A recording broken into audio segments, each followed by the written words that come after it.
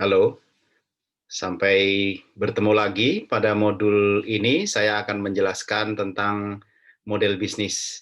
Adalah sebuah platform yang akan membantu Anda untuk dapat membaca sebuah bisnis dengan sangat komprehensif atau biasanya digunakan untuk membantu dalam pengembangan sebuah bisnis baru, bisnis startup. Ini sesuatu yang akan sangat membantu kita. Pada umumnya dalam pembuatan bisnis baru, kalau kita mau sedang menciptakan sebuah startup baru, tantangannya adalah bagaimana mengubah sebuah invensi teknologi dengan menjadi sebuah komersialisasi ini ada beberapa resiko yang sudah kita kenal yaitu dengan Death Valley. Jadi lembah di mana gap yang memisahkan antara teknologi dan pasar. Dan ini kita membutuhkan sebuah pendekatan-pendekatan khusus ya untuk bisa sukses. Ini akan kita bahas. Salah satunya adalah model bisnis. Apa itu model bisnis? Kita tunggu penjelasan berikutnya ya. Jadi untuk pendekatan itu banyak sekali metodenya ya, algoritmanya. Ada yang menyebutnya pendekatannya adalah research and business development. Jadi bisnis harus dilakukan di awal pada saat pengembangan sebuah produk teknologi itu dilakukan. Di dalam dunia startup kita mengenal lean startup ya, pendekatan yang juga menggunakan iteratif method di mana proses iterasi harus dilakukan di awal pada saat pengembangan teknologi sekaligus pengembangan bisnisnya juga. Kita akan bertemu dengan dalam satu titik yaitu di dalam model bisnis. Nah, teknologi yang sudah kita punyai itu sebenarnya hanya memberikan impact yang tidak terlalu besar dalam sebuah kesuksesan bisnis ya. Jadi ada teknologi, ada produk. Jadi kalau Anda punya teknologi wireless misalkan, produknya bisa macam-macam ya turunannya. Produk adalah turunan dari atau penerapan dari teknologi. Ya kita bisa menggunakan untuk keyboard wireless, remote control wireless, macam-macam ya. Tetapi itu adalah turunannya. Nah, itu pun mungkin baru 10% aspek bisnis yang sudah kita kerjakan.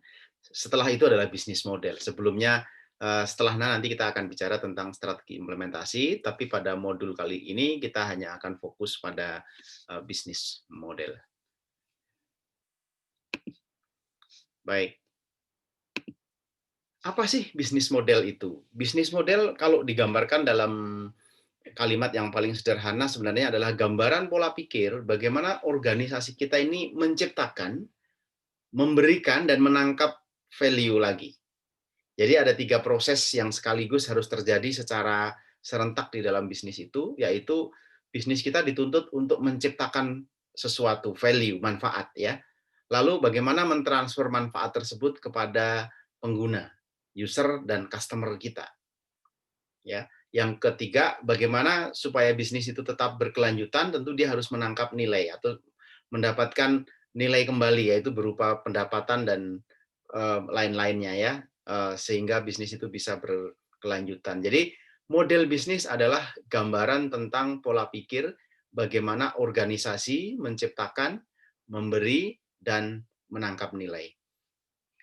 Nah, di dalam perkembangan bisnis manajemen sebenarnya sudah banyak sekali tentang eh, framework untuk model bisnis ini. Jadi sejak tahun 98 pun sebenarnya beberapa penulis sudah mengangkat konsep model bisnis itu ya, mulai dari Timmers misalkan. Dia mengangkat ada 4 pokok dalam bisnis model itu, arsitekturnya, information flow-nya, benefit to actor, jadi manfaat ya yang terlibat, dan revenue.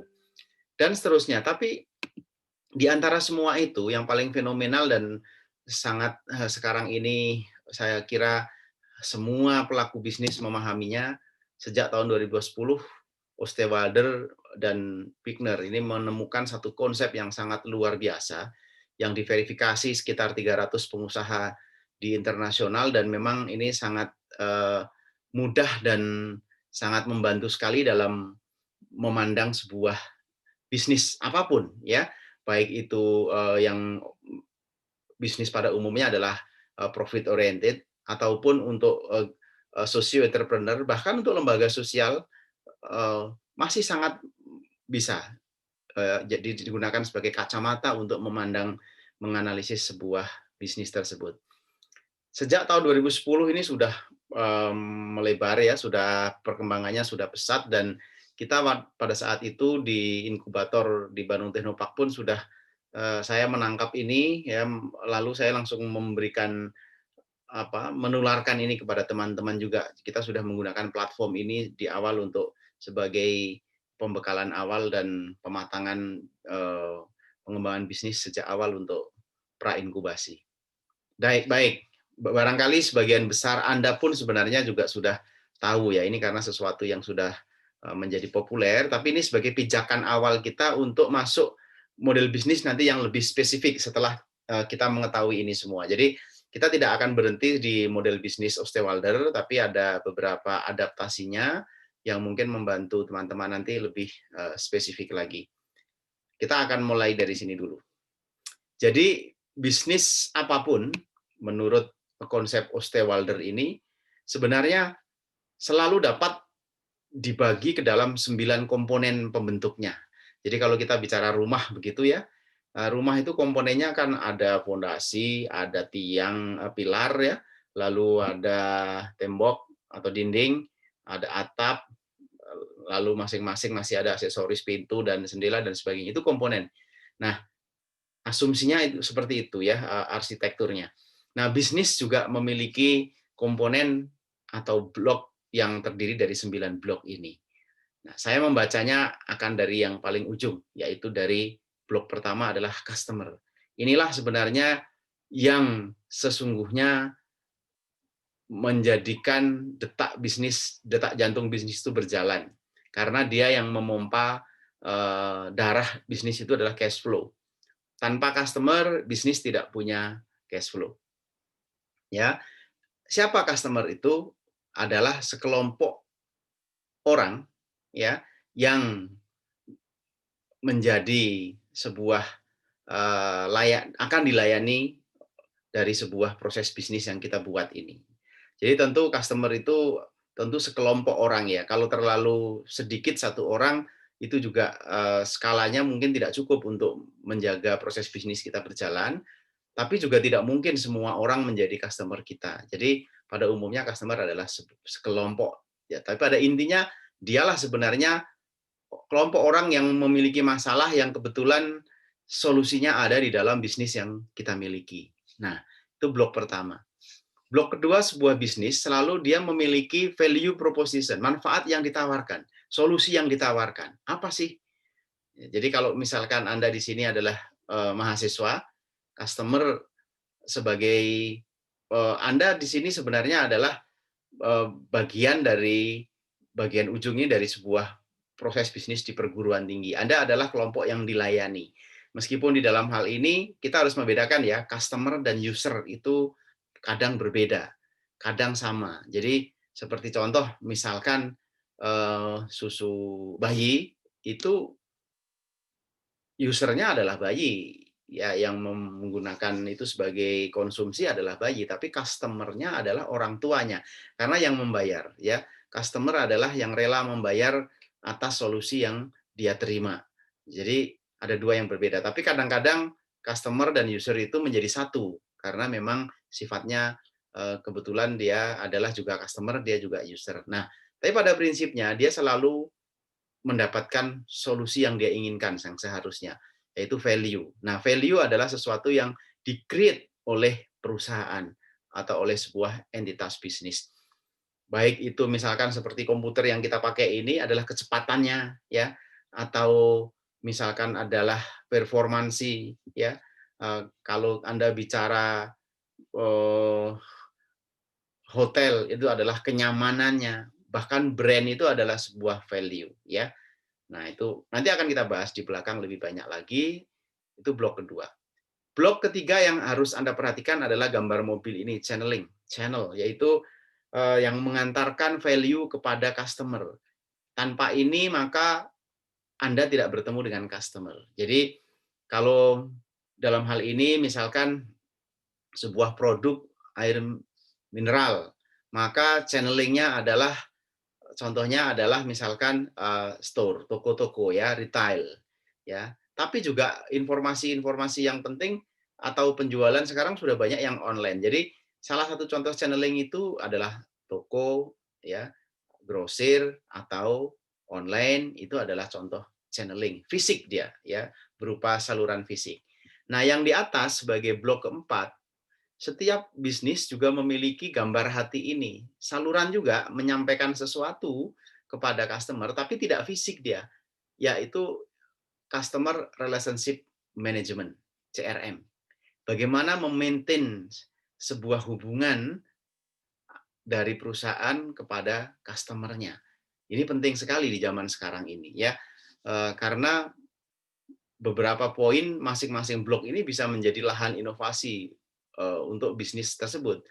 Jadi semakin bagus inovasi yang diberikan, semakin kompetitif dia. Contohnya dalam CRM misalkan ya, sama-sama berbisnis di bidang yang sama, tapi ketika yang satu perusahaan CRM-nya sangat bagus, sangat menyentuh hati, makanya ini gambarnya hati ya, maka orang akan kembali lagi kepada perusahaan tersebut. Dia tidak akan pindah. Dia tidak akan pindah menjadi konsumen perusahaan lain.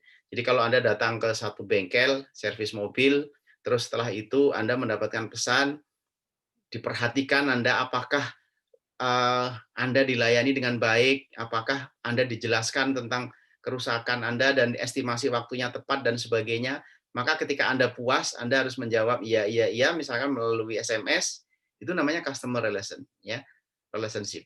Dan itu membuat bisnis semakin erat. Orang customer akan semakin erat dengan layanan-layanan yang diberikan. Nah, ini yang satu channeling itu bentuknya fisik, yang di atasnya sama-sama menghubungkan, tapi bentuknya lebih kepada emosi, emotion ya.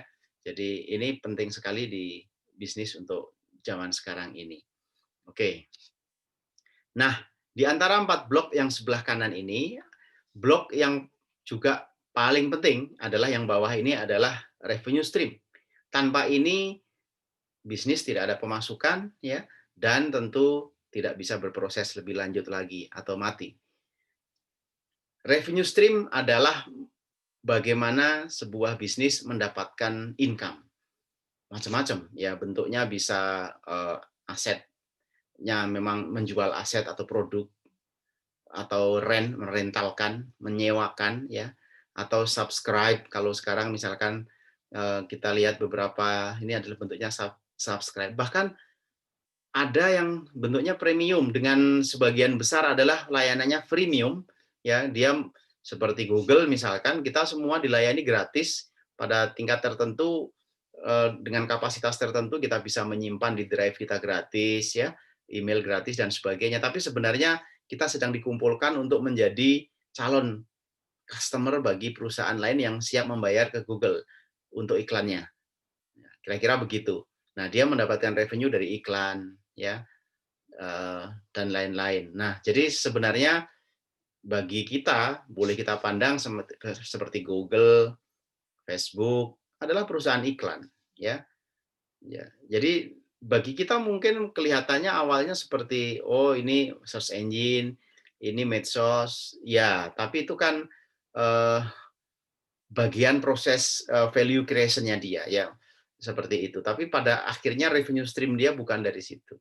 Revenue stream dia sebagian besar adalah misalkan dari iklan dan sebagainya. Baik, itu penting sekali. Sebelah kanan ini ya adalah bagian garda depan sebuah bisnis dan ini membutuhkan pengelolaan ibarat seperti otak kanan, inovasi yang tinggi. Karena dinamika bisnis sangat tinggi di depan sini. Ya, perubahan-perubahan sering sekali cepat terjadi. Jadi validasi customer juga kadang-kadang harus dilakukan karena kadang-kadang value kita nggak match lagi dengan customer, harus diubah lagi dan seterusnya. Ya, ini dasar-dasar dulu. Oke, baik. Nah, saya ingin menjelaskan 4 yang belakang. 4 yang belakang bloknya itu adalah, pertama adalah key activities. Jadi kegiatan-kegiatan kunci apa yang harus dilakukan di dalam bisnis supaya bisnis ini minimal tetap jalan. Jadi kalau misalkan Anda berbisnis di bidang membuat startup yang basisnya adalah apps gitu ya, membuat apps tertentu, maka key activities Anda adalah mengembangkan apps itu nomor satu, ya, eee, terus, memaintain-nya, ya, dan seterusnya. Itu adalah aktivitas-aktivitas kunci yang tidak bisa dihilangkan. Lalu key resources adalah sumber daya kunci. Ya, tentu sumber daya adalah termasuk orang, termasuk fasilitas, ya, gedung, ruang produksi jika diperlukan tergantung konteks bisnisnya apa.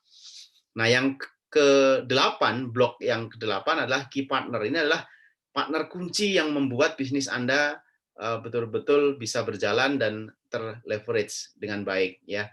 Jadi yang harus Anda perhatikan partner kunci Anda itu siapa?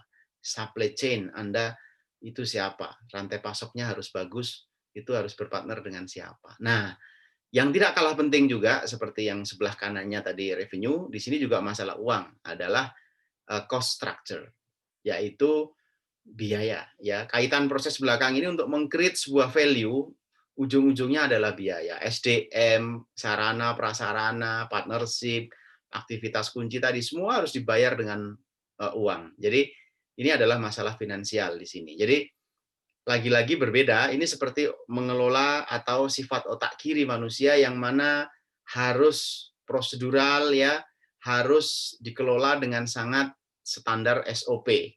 Ya, jangan harus efisien, ya, tidak boleh terlalu sembarangan atau berubah-ubah yang mana itu menjadi tidak efisien. Jadi harus betul-betul mempertimbangkan efisiensi yang tinggi kalau bisnisnya ingin kompetitif. Sederhana sekali, ya. Jadi Anda hanya dengan satu lembar ini saja bisa memandang bisnis apa saja itu dengan 9 blok ini. Nah, kira-kira detailnya begini. Jadi segmen pelanggan adalah tadi saya sudah katakan, kelompok orang atau organisasi yang akan dijangkau atau dilayani. Bentuknya bisa macam-macam, ya. Kalau produk Anda seperti komputer, laptop ini itu mass market masuknya, siapa saja bisa menggunakan. Tapi beberapa hal, ya, juga sudah disegmentasi. Kalau dulu motor tuh hanya kita tidak mengenal khusus, tapi sekarang motor sudah disegmentasi, motor khusus perempuan ada yang sudah diiklankan seperti itu. Ya, itu adalah cara mensegmentasi market supaya memiliki positioning yang lebih spesifik. Nah, di antara selain mass market, kadang produk itu juga cocok hanya untuk ceruk kecil saja, niche market. Dibuat memang untuk sekelompok kecil pasar, ya. Terus ada yang memang segmented begitu, ya, ini hanya untuk anak-anak, ini hanya untuk orang dewasa, laki-laki, ini hanya untuk remaja, perempuan dan sebagainya. Dia segmented sekali dan sebagainya. Itu adalah bentuk-bentuk dari tipe customer, pelanggan, ya. Nah, value proposition contohnya ini, ya, misalkan adalah kebaruan. Jadi kalau misalkan orang membeli sesuatu alasannya, oh karena ini memang lebih baru, tipe baru, ya. Ada yang membeli karena kinerjanya lebih tinggi. Anda mungkin berganti laptop karena sudah lemot yang lama, sekarang sudah keluar prosesor yang lebih tinggi lagi. Maka performance itu adalah sebuah value bagi alasan Anda membeli. Lalu sesuatu yang bisa di-custom, ya. Kadang ingin membeli sesuatu itu karena alasannya adalah dia bisa di-custom sesuai dengan keinginan kita, bisa dipasang-pasang sesuai dengan keinginan kita. Oh, kalau yang beli itu fix nggak bisa di-custom, yang ini bisa di-custom. Maka custom itu adalah sebuah value juga. Desain, jelas, ya. Orang membeli sesuatu sebagian alasannya adalah karena desain. Saya memilih ini karena desainnya begini. Desainnya sesuai dengan selera saya atau modern, desainnya lebih slim dan sebagainya, ya. Itu sesuatu yang bersifat value. Salah satu value adalah desain. Brand itu juga, ya, sama, atau status. Tidak mudah untuk perusahaan baru membangun brand, tapi perusahaan-perusahaan yang sudah kuat dia menggunakan kesempatan untuk membangun value. Makanya ya kita lihat perang iklan, ya, karena mereka sedang membangun satu posisi di benak customer mereka supaya tidak tergeser, supaya ada membeli itu tuh ada perasaan bangga gitu. Ya itulah sifat sifat kita, sifat manusia memang mudah dipengaruhi oleh marketing seperti itu dan itu menjadi value. Dan lain-lain, harga. Kadang harga yang lebih murah itu menjadi pertimbangan, ya. Jadi sekarang berlomba-lomba produksi yang efisien sehingga punya value, harganya lebih murah dan sebagainya ya. Anda bisa dalami lagi nanti. Nah, yang ketiga tadi channeling. Channeling bentuknya bisa berupa sales force langsung ya, lalu web sales melalui web atau store atau partner store atau wholesaler ya, grosir dan sebagainya. Itu channeling. Ya, jadi kita sudah cukup paham dalam hari-hari kita menyaksikan itu. Tapi mungkin kita belum memasukkan dalam framework seperti ini. Jadi kalau sekarang mungkin Anda memandang sebuah bisnis, oh ini channeling bisnis ini ternyata dia salurannya ini, saya tahu. Nah, itu gunanya kita belajar framework. Oke, yang keempat, gambar hati. Ini adalah bagaimana sebuah bisnis menyentuh hati customer-nya, yaitu Customer Relationship Management, ini ya, CRM. Jadi tipe hubungan yang dibangun antara perusahaan dengan segmen pelanggan khusus. Ini bentuknya bisa macam-macam, bisa personal assistant, ya, dedicated personal assistant, self service, berupa komunitas, ya. Jadi kalau misalkan Anda pernah ikut dulu di komunitas robotik misalkan, itu adalah cara untuk bagaimana sebuah perusahaan robot menjaga customer-nya tidak lari, dia masuk dalam komunitas tersebut, dan memang di situ banyak forum, banyak lomba, dan sebagainya, banyak benefitnya. Nah, itulah maksudnya. Atau co-creation. Co-creation itu customer dilibatkan di dalam menciptakan value-value baru. Ya, jadi seperti Lego misalkan. Lego itu strategi itu sangat dia gunakan sekali. Ya, jadi hasil-hasil bentuk Lego itu sangat laku dijual juga. Artinya dia menjual sesuatu untuk orang lain bisa berkreatif, membuat kreativitas, dan dia juga hasilnya bisa dijual lagi gitu. Nah, co-creation. Jadi macam-macam cara membangun customer relationship itu ya, supaya tetap orang customer itu punya engagement yang tinggi dengan bisnis kita. Nah, yang kelima adalah revenue stream. Tadi saya sudah ceritakan sedikit di awal. Macam-macamnya bisa aset sale ya, memang benda produknya yang dijual atau servisnya yang dijual, atau fee untuk penggunaan, usage fee, atau subscription fee, atau renting, lending, sewa, leasing ya, atau licensing, melisensikan sebuah hak yang kita punya ataupun aset yang kita punya, dan broker fee atau advertising. Itu contoh-contoh ya. Jadi tadi saya sudah contohkan advertising misalkan jelas ya, beberapa situs besar seperti Google ya dan Facebook, mereka adalah perusahaan-perusahaan advertising yang mendapatkan revenue-nya, revenue stream-nya dari iklan, salah satunya. Nah, bentuk pricing ini memang bisa dynamic ya, dan juga bisa fixed pricing. Jadi tidak ada kepastian dalam sebuah alur tertentu, itu tergantung model yang dipilih oleh para pebisnisnya. Nah, sumber daya kuncinya tadi saya sudah sebutkan ya, di antaranya fisik, itu adalah sarana prasarana, intellectual property. Jadi kalau Anda berbasis teknologi, tentu Anda memiliki paten yang sangat punya nilai yang harus dijaga, itu juga menjadi sumber daya kunci. Atau SDM ya, SDM yang memang kunci untuk bisnis kita dan finansial. Ini contoh beberapa sumber daya kunci yang harus kita identifikasi. Nah, yang berikutnya adalah key activities, aktivitas kunci. Ya, di antaranya misalkan adalah production, problem solving, mengembangkan platform baru, mengembangkan network dan sebagainya.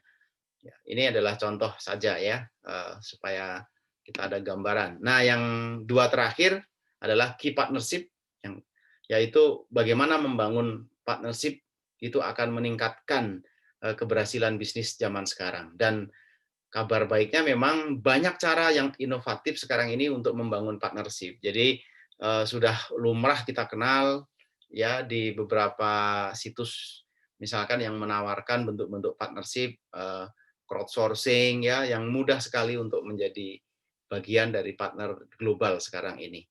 Nah, itu juga menjadi kekuatan tersendiri ya. Jadi motivasi membangun partnership itu tentu adalah untuk optimasi dan skala ekonomi ya. Jadi untuk mencapai skala ekonomi tertentu supaya produksinya efisien misalkan, mereduksi resiko supaya kita tidak lakukan semua sendiri, maka Caranya adalah berpartner, mereduksi resiko dan ketidakpastian. Yang ketiga, kadang orang berpartner karena adalah untuk akuisisi sebagian resource dan aktivitas, karena mereka memang tidak memiliki semua resource. Sementara pihak lain memiliki dan bisa menerima value partnership kita. Jadi kita saling bertukar ini. Ini penting ya. Nah, yang terakhir tadi adalah cost structure.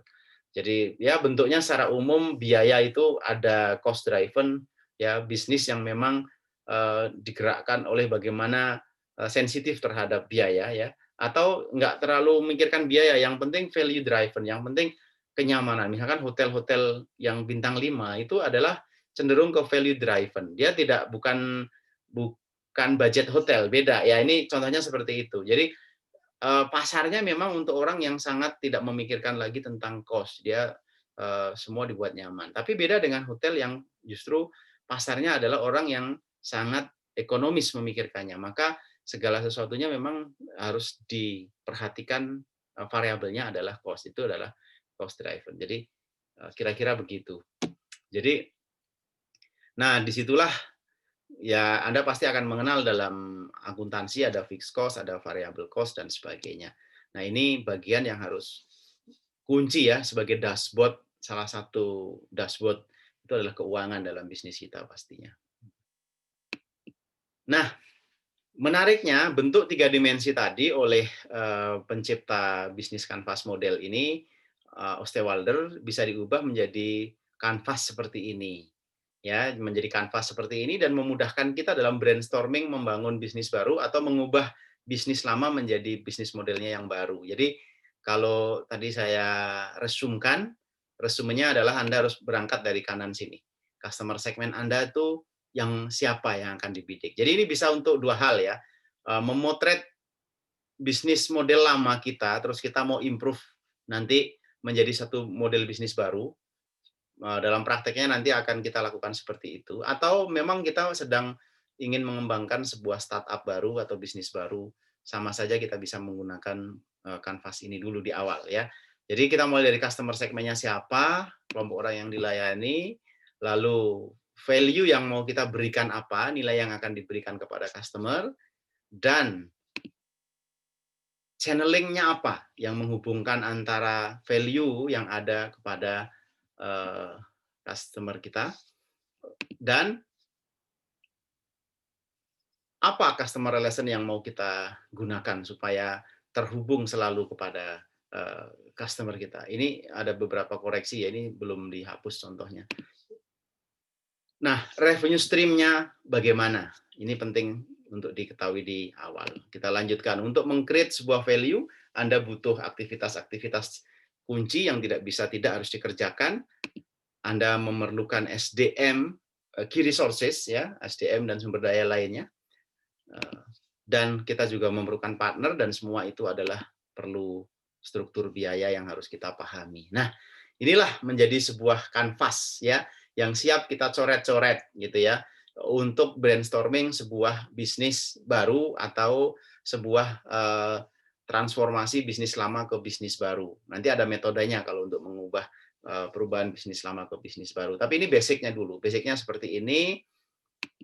Biasanya bentuk standar blank template-nya seperti ini. Anda bisa download ini di internet. Banyak sekali situs yang memberikan service untuk membuat bisnis model yang mudah ya. Anda silahkan browsing saja. Secara mudah Anda akan dilayani dengan model-model sticky notes untuk ditempel-tempel di sini, atau pakai secara fisik yang seperti ini misalkan ya. Ini juga boleh kalau untuk brainstorming dengan tim Anda, ini silahkan. Nah, ini contohnya saya ilustrasikan untuk bisnis model Apple nih ya. Apple itu dalam hal ini kita sedang membahas iPod-nya ini ya, iPod-nya. Jadi tentu itu adalah mass market ya. Siapa saja yang suka musik boleh ya menjadi sasaran atau target pasarnya. Apa sih value-nya? Seamless music experience. Jadi memberikan sebuah pengalaman baru yang belum pernah ada. Pada saat itu memang belum pernah ada musik dengan cloud, dengan perangkat yang kecil yang mudah dibawa kemana-mana, kualitasnya sangat tinggi. Saya kira sesuatu yang sangat baru, dan itu value-nya cocok ya dengan ini. Nah, apa channeling-nya? Dia sudah memiliki Apple Store, ya orang bisa download di sana, ya apple.com-nya, ada iTunes Store-nya, memang ada retail store-nya juga, ada secara toko-toko fisiknya ada. Jadi itu adalah channeling-nya. Nah, CRM-nya tentu orang yang fanatik Apple adalah love mark. Mereknya sudah sangat bagus sehingga ya fanatik pada yang pada intinya itu. Lalu switching cost itu adalah dia menawarkan harga gadgetnya itu rata-rata mahal, tapi softwarenya atau musiknya murah gitu. Maksudnya resmi ya, membeli tapi murah gitu. Itu dia salah satu yang dia tawarkan. Nah, revenue stream-nya dari penjualan hardware maupun dari bagi hasil di musik ya, di musik yang dari para seniman-seniman atau ini brand-brand ini musik. Baik. Nah, belakangnya Anda bisa lihat ya, apa sih aktivitas kuncinya? Ya marketing, ya hardware design, dan tentu tidak detailkan semua, tapi ini menjadi gambaran lah ya. Apa sumber daya kuncinya? People, ya, Apple brand sudah tentunya, iPod hardware, ya, dan konten, ya tentu ya, content arrangement, ya, iTunes software. Dan partnersnya adalah record company tadi ya. Jadi para perusahaan-perusahaan rekaman yang memang ini, dan OEMs ini untuk modulnya, jualan hardware ininya. Nah, dia cost structure-nya adalah ya ada marketing dan sales, people berarti gaji dan sebagainya, manufacturing. Ini contoh bagaimana secara singkat kita memiliki sebuah kacamata baru yang bisa memandang sebuah bisnis menjadi lebih sistematis ya. Jadi kalau nanti kita sudah bicara tentang mentransformasi sebuah bisnis, yang pertemuan sebelumnya kita bahas tentang transformasi, maka ini adalah salah satu alat dasarnya. Mana yang mau kita transformasi, mana yang mau kita ubah. Nah, bentuknya yang lebih adaptasinya saya tidak bahas ini sekarang ini ya. Itu tadi itu dulu, berikutnya kita akan memberikan yang lebih spesifik dan nanti akan ada tugas. Contohnya biasanya seperti ini ya, kita menggunakannya untuk brainstorming, kita menggunakan sticky notes supaya semua tim bisa memberikan suaranya atau memberikan idenya, gagasannya, dan kita bisa mudah fleksibel. Tapi sekarang seperti ini banyak juga software atau website, situs yang memberikan layanan mempermudah kita untuk membuat ini langsung dalam bentuk digital. Jadi silahkan nanti Anda explore, cari-cari seperti itu. Nah, pada umumnya model bisnis ini kan sebagai bahan untuk customer development proses ya. Jadi bagaimana proses awal sebuah bisnis kita kembangkan untuk menemukan customer yang cocok dari model bisnis yang sedang kita kembangkan untuk fitting tersebut. Jadi mau tidak mau kita harus siap dengan proses pembelajaran itu, karena kemungkinan memang tidak akan langsung fit, tidak akan langsung ketemu. Jadi kita akan ketemu dengan banyak ketidakpastian, mungkin bisa saja salah segmen customer yang kita ini, salah bukan itu, atau value yang diinginkan bukan itu. Kita harus iteratif ya, harus nyaman dengan ketidakpastian dan memiliki komitmen untuk menerima dan melakukan tindak lanjut. Oke, baik. Itulah kira-kira basic informasi dulu untuk sebuah konsep platform bisnis model ya. Nah, nanti akan digunakan untuk pivoting seperti ini. Yang tadi saya jelaskan itu adalah customer development process untuk membangun startup ini ya, suatu perusahaan baru dari pencarian customer discovery sampai customer validation. Kalau ini sudah pivotnya dirasa cukup, maka baru customer creation, dibanyakin mulai di scale up, baru building company. Oke, tapi ini materi yang akan lebih dieksplor pada pertemuan yang lebih pada pertemuan mendatang. Untuk saat ini pahami dulu tentang model bisnis tadi yang saya berikan. Demikian, terima kasih.